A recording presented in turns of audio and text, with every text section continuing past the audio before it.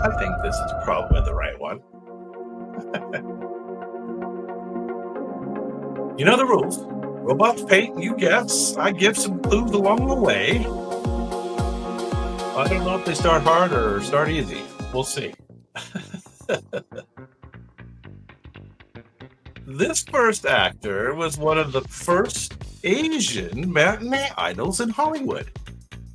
He was known for his striking good looks and reserved demeanor. His role in a movie called The Cheat in 1915 made him an international sensation. Now, if anybody knows this, I'm going to be surprised. He was a pioneer who broke racial barriers in American cinema. His success paved the way for future Asian actors in Hollywood. So this was all the way back in silent pictures. And he was an Asian American. And he was very popular, I guess, because of his striking good looks. Anybody know who this might have been? Anybody have the name sounds a little familiar to me, especially his first name. Anybody know? I don't have my little usual cues, so we're going to be guessing a little bit with how much time we have left. Usually I get the flash on the screen, but due to this whole TikTok thing, I don't have it. This is Seisu Hayakawa. He was born in 1889 and passed in 1973. He was also a skilled painter and calligrapher. How about that? Well, you learned something. First couple are kind of hard. Some of these names will become familiar. I think as we go down the list, the names get more and more familiar. This actress began her career in her native Poland. She became a star in Germany under the direction of Ernst Lubitsch. She brought her exotic allure to Hollywood in the silent era. She was famous for roles including Madame du Barry and Belladonna. Sounds familiar for some reason. Her flamboyant off-screen life included rumored romances with Charlie Chaplin and Rudolph Valentino, whose names might come up later. Anybody have any idea who this was? She was Polish, actually. These silent picture stars, they go way back. This gal's name was Pola Negri. Oh, good guess, though, Stuart. Marlene Dietrich is a good guess. She's not in this list, though. This is all pre-Marlene Dietrich. Pola Negri, 1897 to 1987. And as I said, these first couple are kind of hard. It'll slowly get easier as we go. She was the first European actress to sign a Hollywood contract. Not surprising. We're down to number 18. Now, this name might be familiar to you. He has a distinctive look. He is known for his trademark round glasses, and he wore a straw hat. This comedian was often compared to Chaplin and Keaton. Keep those names close at hand. He specialized in daredevil stunts, often involving tall buildings. Hey, Rita. What's up? Glad you're here. Yeah, Stuart. Nice. His film Safety Last features the iconic clock hanging scene. He was one of the highest grossing stars of the 1920s. There you go. Stuart knew it. That's right. This is Harold Lloyd. Born in 1893 and passed in 1971. Despite his risky stunts, he lost a thumb and a finger in an accident unrelated to his films. Oops. Yeah, no kidding. Nice. We're down to number 17 now. Anyway, I don't know if you heard the whole explanation, Stuart, but we got kind of the plain vanilla on the video files this week. Don't have any special effects. You might like it better. Next up, you've probably heard of this gal. She often was called the First Lady of American cinema.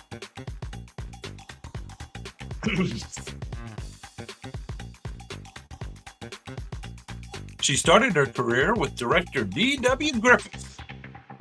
Keep that in mind. She starred in The Birth of a Nation, 1915, and Broken Blossoms, 1919. She worked in films for over 75 years. No, it's not a Karen Clark. It isn't. Keep Mary Pickford at hand, though. That might come up later. She's known for her delicate beauty and dramatic roles. First Lady of American Cinema. And it is a name that is fairly familiar. And she had a pretty stark haircut there. What do you call that kind of haircut? Precise. A precise haircut. This is Lillian Gish. Lillian Gish. Does that sound familiar? 1893 to 1993. Wow. She received an honorary Academy Award in 1971. Lillian Gish. There you go. Next up is number 15. Might be a hard one.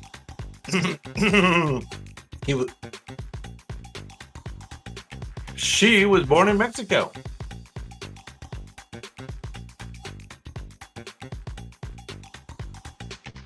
Oh, I've got the wrong one here. We're just got to play this by ear. She was known as America's sweetheart in the silent era. She was known for founding members of the United Artists. Might be the first victim of the great TikTok keeper. We'll see if we get back on track here. She was the first actor to have her name on a theater marquee.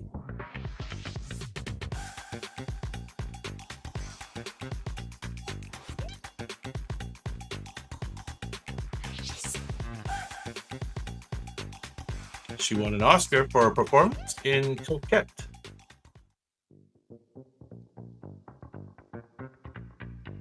Yeah, that's the correct answer. I don't know if it's the right person, but that is the correct answer for my clues. Rhombus. Hopefully we'll get back on track there. Mary Pickford. Yes. We think. We think that's correct. All right, let's see if we go back. I think we go back to the previous clue.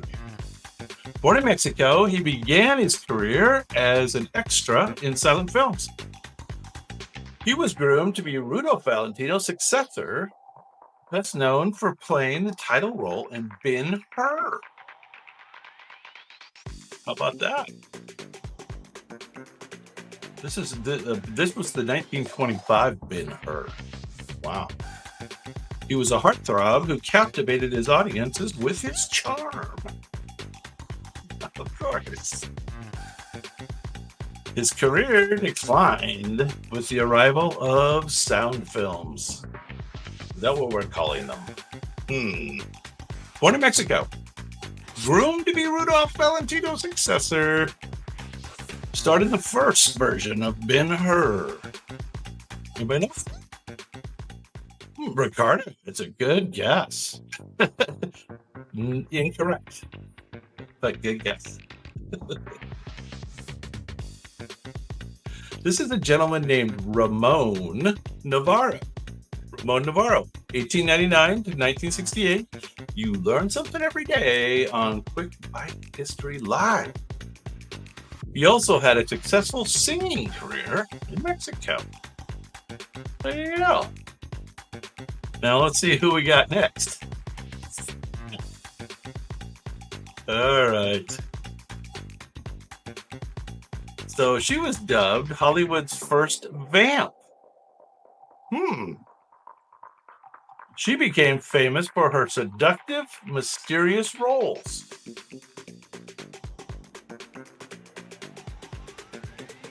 Her costumes often push the boundaries of modesty for the time. Films like Fool There Was, 1915, solidified her stardom. Never heard of her. Her persona was carefully crafted by studio publicity. Oh, I don't know if these clues are very good. She was dubbed Hollywood's first vamp, and she was in something called A Fool There Was. And that was in 1915. Marilyn Monroe, was there such a thing? And Gazer, I don't know what you're saying, Gazer, but could be correct. Might be. This is a gal named Theda Bara. Theda Bara. Look that up. 1985 to 1955. All right. We're back on track, I think. Let's see what we got for number 12.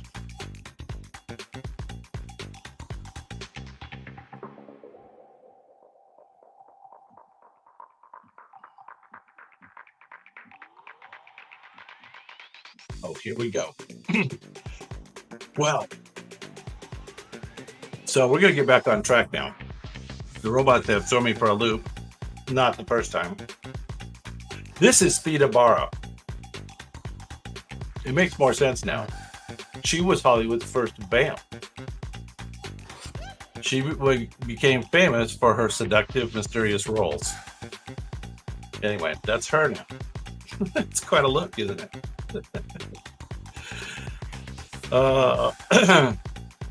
Figured out what we did wrong on our clues, and we're back on track.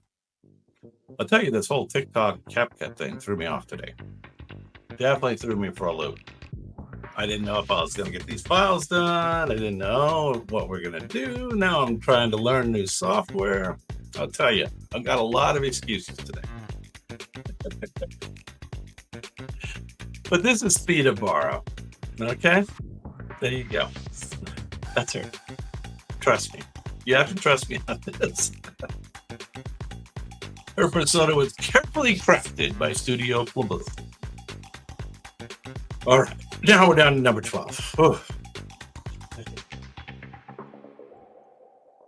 Let's see if this looks like the guy it's supposed to be. I think so. This gentleman is known as the man of 1,000 faces. He was a master of makeup and physical transformation. He played iconic roles in The Hunchback of Notre Dame and The Phantom of the Opera. I think you know this one. He often portrayed characters with physical deformities or disability.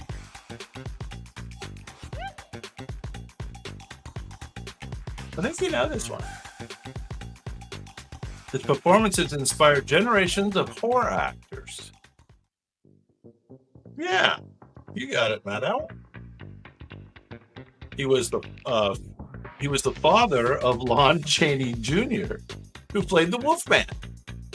So who is this? If he's the father of Lon Chaney Jr., Ramos got it. Maddow got it first. All right, we're back on track. Glad, happy to be back on track. Lon Chaney. Lon Chaney was born in 1883 and passed in 1930. There he is, Mr. Lon Chaney, as opposed to Lon Chaney Jr., who's his son, who played the Wolfman. All right, known as the It Girl of the 1920s. She epitomized the flapper lifestyle both on and off screen.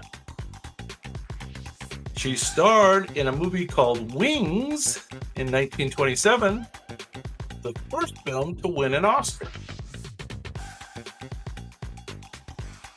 Her Brooklyn accent made her transition to talkies difficult.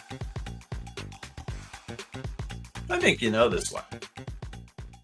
She was one of the most bankable stars of her era.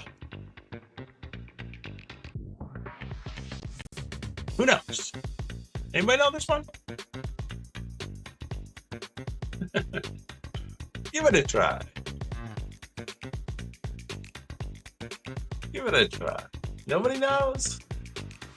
Going once, going twice. This is Miss Clara Bow.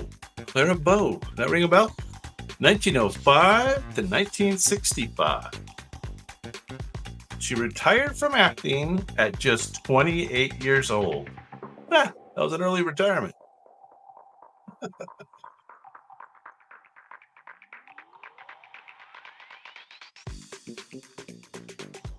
All right, next up.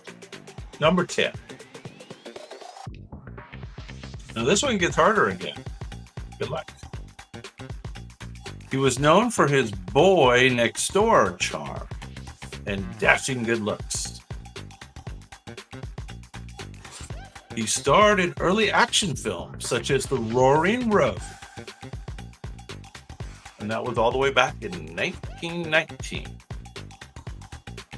He was one of the first matinee idols to drive cars on screen. Okay. He was nicknamed the King of Paramount. So I guess he was a big deal. Anybody remember his name? No? These go back a ways, don't they? Apologies. Before our time. It's even before my time. Yes. Oh, okay. Well, this is Mr. Wallace Reed. Sound familiar? No, not to anyone else. 1891 to 1923. He did not live a nice long life. His career ended tragically due to an addiction to morphine. Reed's untimely death raised awareness about substance abuse in Hollywood.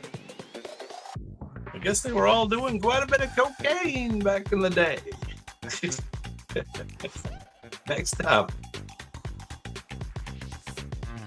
This gal was known as one of the greatest actresses of the silent film era, weren't they all? She excelled in emotional and dramatic roles. She looks very dramatic. Hang on to that, Douglas answer. Hang on to that.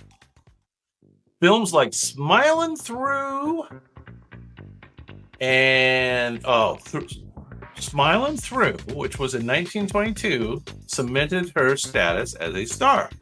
She was married to influential producer Joseph Schenck. You know him? Joseph Schenck. She's married to him. Her legacy includes her footprints at Grauman's Chinese Theater.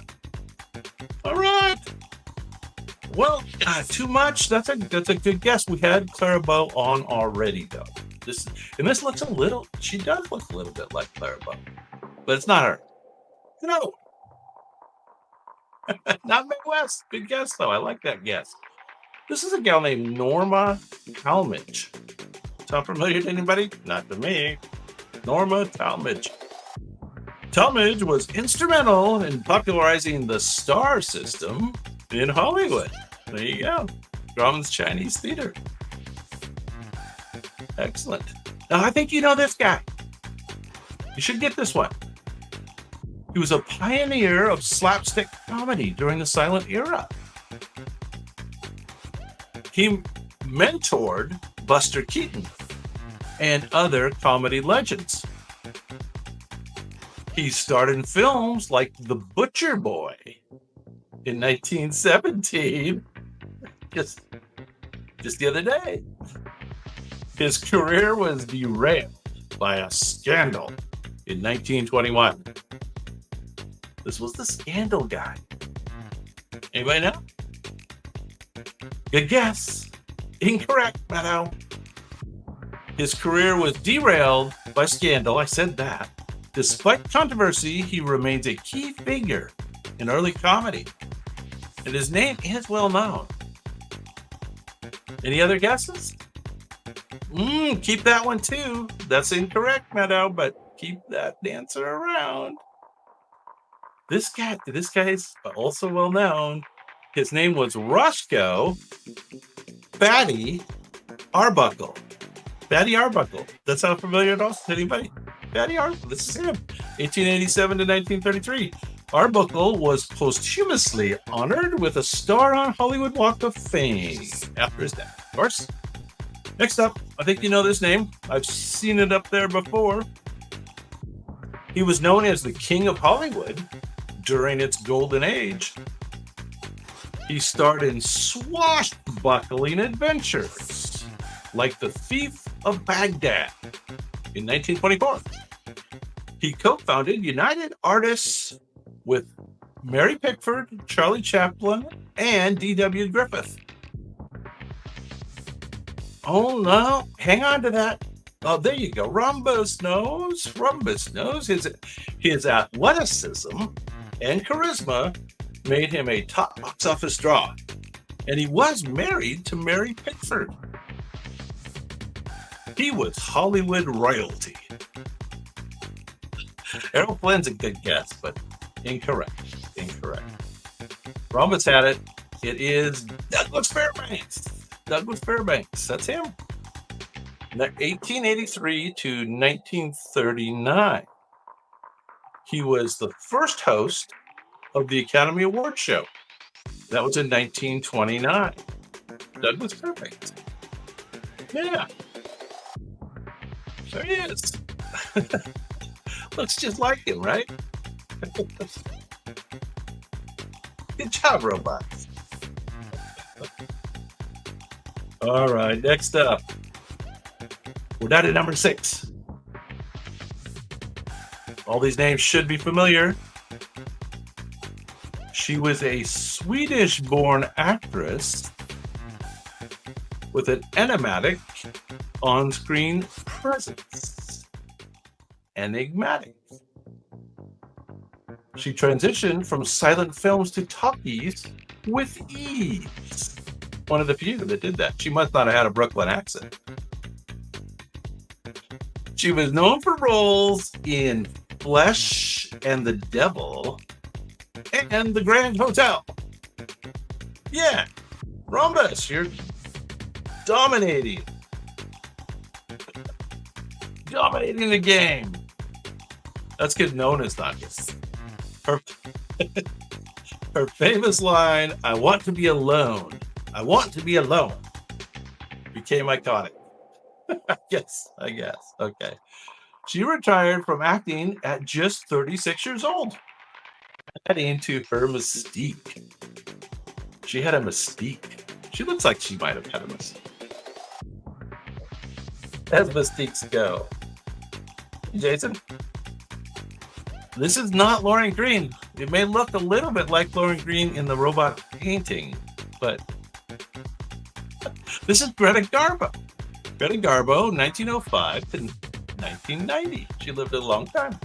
Garbo received an honorary Oscar in 1955. All right, another famous name, another Hollywood royalty from back in the day. This Italian-born actor became a cultural phenomenon in the 1920s. His smoldering gaze captivated audiences worldwide. The smoldering gaze. He is best known for The Sheik and Blood and Sand. Yeah, Jojo knows. His death at just 31 years old caused mass hysteria among his fans. No doubt. He remains an enduring symbol of Hollywood's silent era. Yeah. Rudolph Valentino is correct. Rudy. Rudolph Valentino was born in 1895 and passed in 1926, unfortunately, at only 31 years old. His funeral drew over 100,000 mourners in New York City. There you go. Now, I said every name was famous from here on, but I lied. So we're down to number 4, and I don't think I've ever heard of this actress, but maybe you have. Here we go. This gal was one of the first women to direct films in Hollywood. She was a comedic star and collaborated with Charlie Chaplin.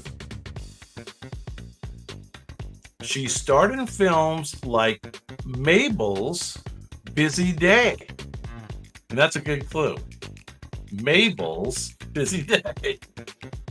Her career was overshadowed by scandals in the late 1920s. They all had their scandals. She paved the way for future female filmmakers and comedians. Huh. That's kind of interesting. She was a producer and a comedian back in the day. Fanny Bruce. I never heard of Fanny Bruce. Maybe. Hey, Jan, what's up? But that's incorrect, according to the robots. According to the robots, this gal's name is Mabel Normand. Mabel Normand, born in 1892 and passed in 1930. The Academy's early short film awards honored her pioneering contributions. There she is, a early producer and comedian. There you go, Mabel. Mabel's Busy Day. Well, you might know this guy. He is the creator of the beloved Tramp character. His physical comedy remains influential to this day. He directed and starred in City Lights and Modern Times. I think we know who this is. He faced controversy for his political views in the 1940s. Correct! Stuart, Rhombus, Jojo, Mado. Yes, those are all correct. Yeah. And the last one was obscure, Jan. You are correct. I would have taken that for an answer. He faced controversy, and he was arguably the most iconic figure in early Hollywood. He was knighted by Queen Elizabeth in 1975. Yeah, knighted. There it is. Charlie Chaplin, of course. I think he was married to most of the women in Hollywood. He was born in 1889 and passed in 1977. Wow. Was he even with? It seems like he was even with Marilyn Monroe in his later years. I think he got around. Charlie Chaplin. There you go. All right. Number 2. I've heard this answer so far. He was known as the Great Stone Face for his deadpan expression. His physical comedy and stunts were groundbreaking. He directed and starred in something called The General in 1926. Mado, you are indeed correct. His work gained greater appreciation long after his death. A key influence on modern action and comedy filmmakers. There he is. Kind of a close-up. Yeah. Rhombus has it too. Stuart has it too. You guys have it. It is kind of a close-up. You got the. I think he's got his straw hat on there, but you can hardly see it. Yes, this is Mr. Buster Keaton. Buster Keaton, born in 1895 and passed in 1966. Keaton's daring stunts were done without special effects or doubles. Who was the other stunt guy? There was Buster Keaton, and then we had a previous one. There was a stunt guy too. Can't remember. I already forgot. All right, we're down to who the robots consider the number 1 person of early Hollywood. Number 1 person of early Hollywood was a pioneering director of the silent era. He innovated techniques like close-ups and cross-cutting. Well, this is the number one director back in the day. Who knows? His films, The Birth of a Nation and Intolerance, changed cinema forever. Okay. His work remains controversial due to racist themes in The Birth of a Nation. Yeah, he kind of does look like. What was that guy's name? Nuki Johnson? Nuki Thompson in the show, right? Nuki Thompson. Nuki. He looks like Nuki. Who knows who this is, though? Number one director back in the day. Pioneering director, Silent Era, Birth of a Nation, Intolerance. His work remains controversial. Nobody knows? He also was one of the people who formed United Artists, along with Charlie Chaplin. This is Mr. D.W. Griffith. Yeah, there you go. Meadow had it. D.W. Griffith.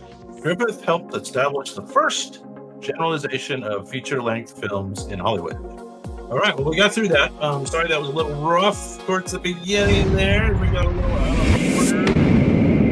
And the little TikTok CapCut thing threw me off today.